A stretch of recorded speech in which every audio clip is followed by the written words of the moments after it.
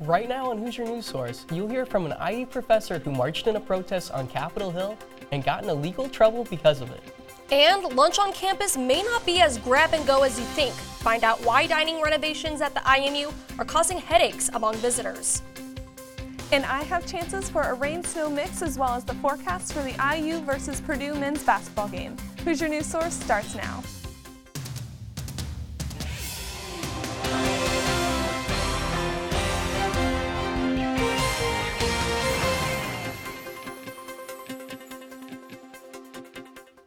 Hello and welcome to Hoosier News Source. I'm Jack Bassett. And I'm Allison Zyhammer. SPIA professor Mark Lame was arrested for unlawful assembly last month at a climate change protest on Capitol Hill. Lame was attending a Fire Drill Friday protest, a movement that was started by climate change activist Greta Thunberg. Lame said there has been no discipline from the university since his recent arrest. For Lame, the Fire Drill Friday movement is meant to put pressure on politicians by not just talking the talk, but by walking the walk. I think it's basically building a movement of people to where they are realizing that talk is just not cutting it and that they have to basically make some folks uncomfortable.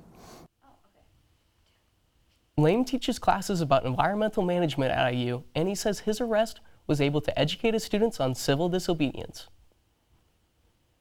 A highly popular Kilroy's own bar for IU students has shut its doors unexpectedly.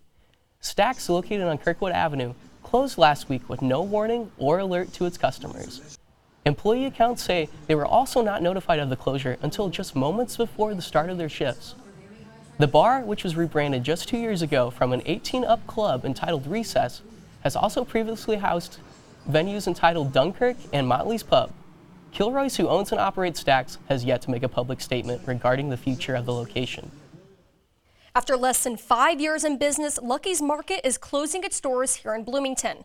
The grocery store chain, located on South Walnut Street, filed for Chapter 11 bankruptcy last week, resulting in the closure of 30 stores nationwide. The Lucky's Market chain will now only operate 7 store locations located through Michigan, Ohio, and Florida. The Bloomington location is currently getting rid of all its inventory, with all goods now being 50% off store-wide. Lucky's closure also marks the end of the store's community outreach programs here in Bloomington, which included its Backpack Buddies initiative and community kitchen partnership.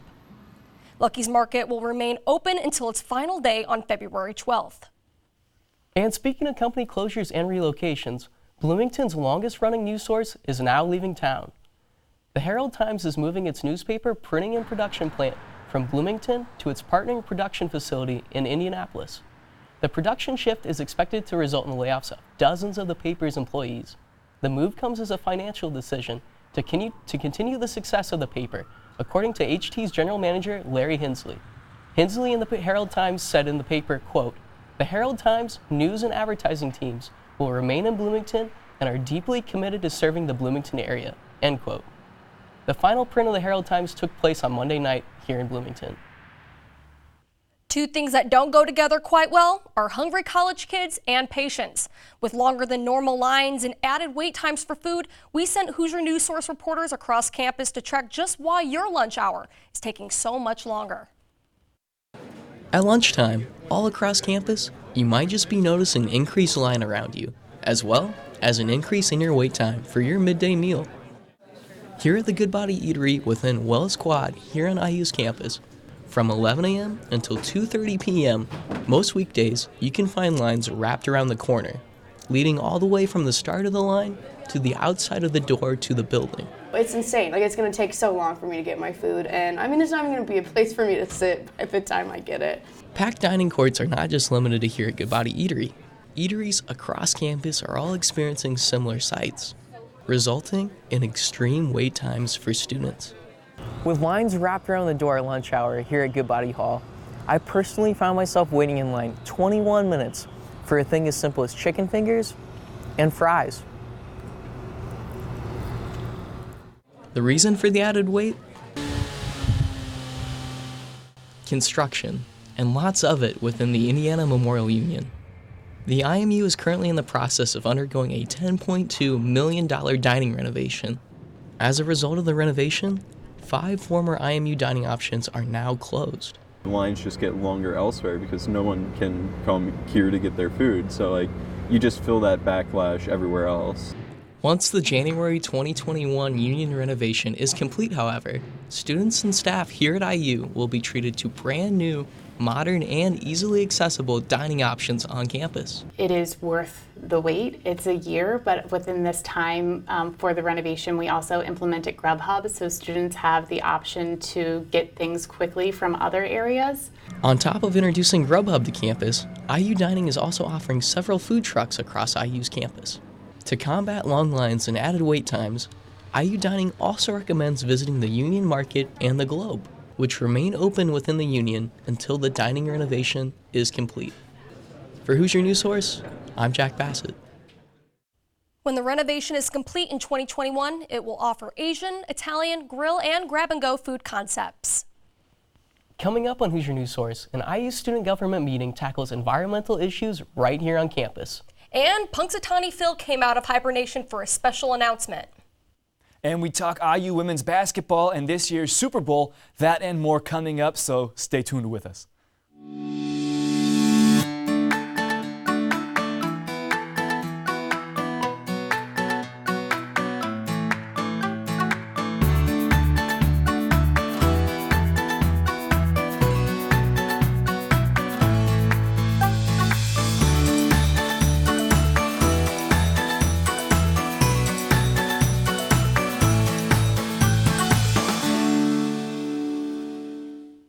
Welcome back. IUSG is looking to make campus a little more environmentally friendly.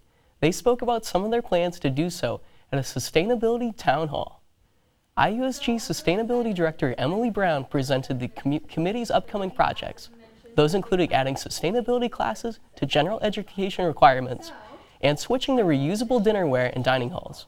These projects came after a sustainability survey that showed IU students making sustainability a high priority campus issue. I think that sometimes we lose hope or we get nervous after we've recognized the reality of our situation because we say, how can I make an impact on this and how can we truly move forward?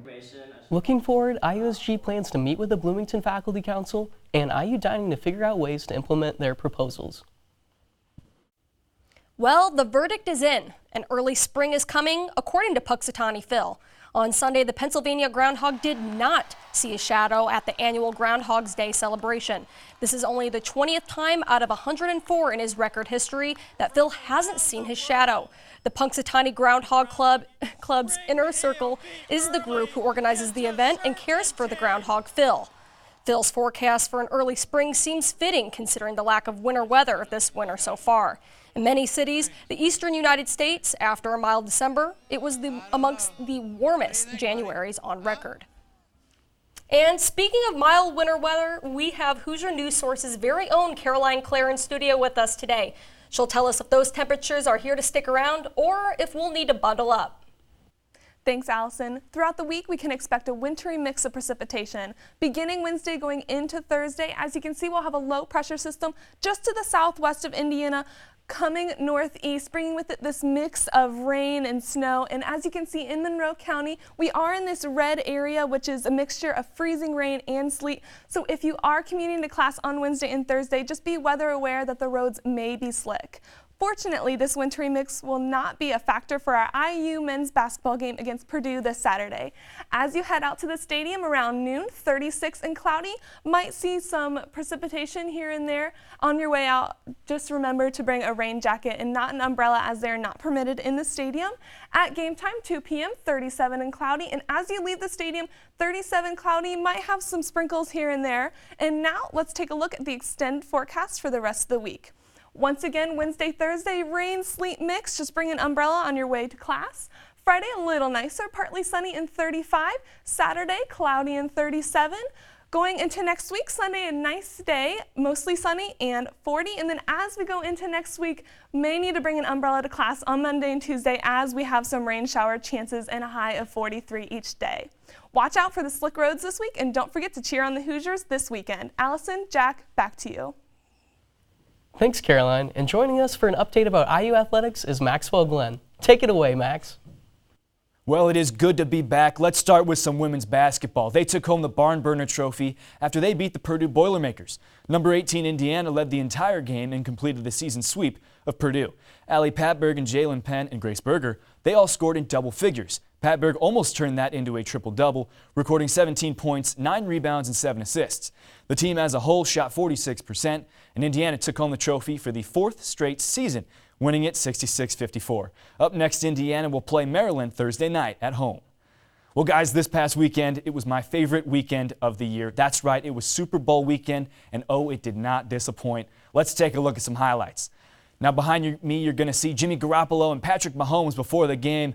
Both teams were tied at half at 10 apiece. And now we'll take a look at San Francisco here. They got an interception. You'll see this one off of Mahomes. And now they're going to turn this interception into a Mostert touchdown. And it looked like the Niners were in control of this one, but here come the Chiefs. There's the Mahomes-Kelsey connection you've seen before. The touchdown makes it 20-17. Let's see that one again. There's the opening Mahomes has right there. Kansas City stops the Niners. Kansas City stops the Niners at this one.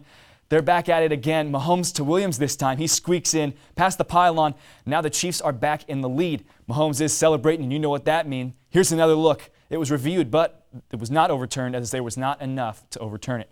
Now the Chiefs get another stop. All they had to do was run down the clock, but look out. Here comes the dagger.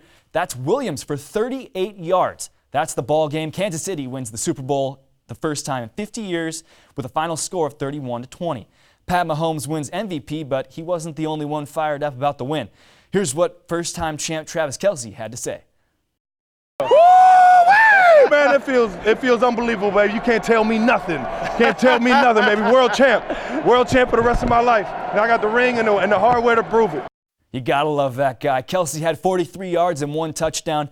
Meanwhile, his teammate, guess where he is? That's right, MV Pat was in Disney World taking it all in. There was a lot of excitement during the game, but halftime was another source as Shakira and Jennifer Lopez took the stage. They performed what some are calling the greatest halftime show ever. The show lasted 12 minutes but made history as Shakira and Jennifer Lopez were the first Latin artists to headline this halftime show.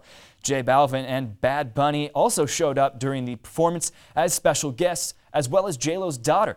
Shakira and J-Lo sang some of their biggest hits, including Waka Waka and Jenny from the Block. Now, guys, I gotta ask you, they've been talking about this one, like I said, as one of the best halftime shows of all time. Where is this ranked for you guys? I'm going to be honest with you. I didn't even watch the Super Bowl game, but I tuned in just for the halftime show, and I thought they were fantastic. They worked great together, and let me tell you what, Shakira's hips do not lie. You're telling me A-Rod is the luckiest man in the world? He gets to come home to that every day. What a guy. They killed it. They really did kill it. What did you think? It's one of my top ones for sure, but you got to remember Prince singing Purple Rain in the Purple Classic, Rain. That was a yes. classic. But this one, maybe top 3 for me. Top 3? Yeah. All right, I understand. And the game was great on top of that? It's a great game, yeah. great game. The What a first half Super was a Bowl. little slow, but after that, once they picked up in the second half, that game just took off and made another classic.